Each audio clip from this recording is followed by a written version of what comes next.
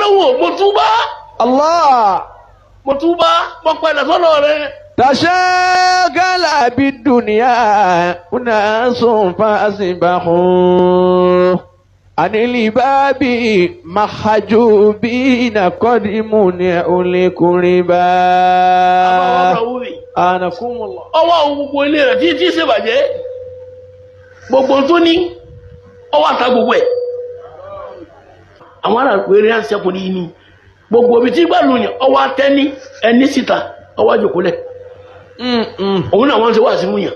Allahu Akbar. wọ́n wá lọ ọba láàánú ọlọ́run ò lè tó bá òun ọlọ́run yóò lè tó bá òun mọ̀jẹ̀ wọ́n dààmú rẹ̀ kọ̀ wá kọ títí ń táyé wí mọ́. ọwọ́ àta gbogbo tó ní gbà. Allah Allah. afábùrà ó ní. Akramakumullah. Muhammad ibn Musa al-Hashimi ọwọ́ àta gbogbo tó ní ó ní tó kù tó wọ́n ṣe ní sí.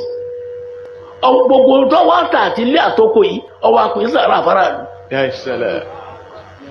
gbogbo ibi tí ń ṣe ìbàjẹ́ déènì ọwọ́ àpín sàrà ó ní tó kù tó wọ́n ṣe wọ́n wà lọ Mọ́kà wọ́n kò lọ Mọ́kà níjọ́ tí wọ́n wá kó lòtọ́ wà fún Abrahuvi ọwọ́ kó ní Mọ́kà hafiyan.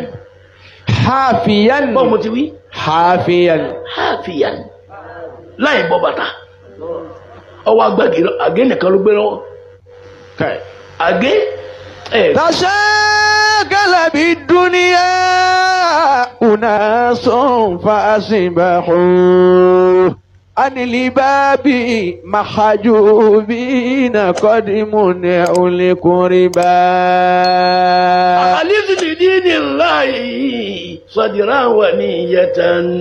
أخلص لدين الله صدرا ونية. إن الذي تخفي يوما سيزهر.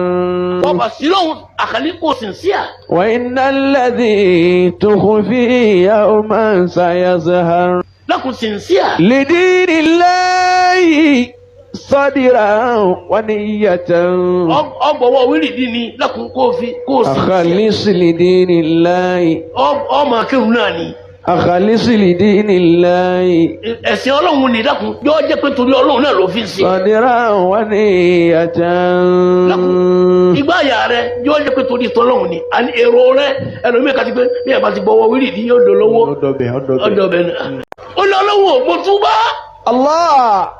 mo túbá mo padà sọ́dọ̀ rẹ. تشاغل بالدنيا أناس فأصبحوا عن الباب محجوبين قد منعوا القربا.